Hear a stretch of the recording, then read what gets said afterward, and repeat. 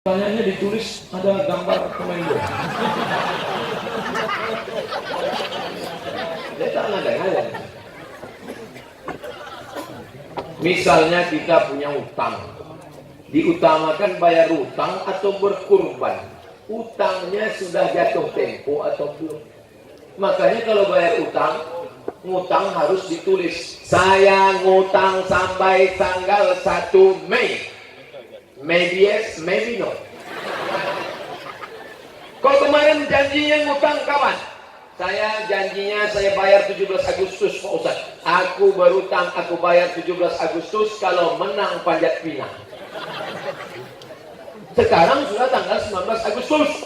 Duitmu sekarang ada 2,5 juta. Harga kambing, harga kurban 2,5 juta. Mana yang didulukan? Bayar utang yang sudah jatuh tempo atau berkurban? Tadi bayar hutang dulu. Kurban ini sunat muakkad, membayar hutang wajib. Bayar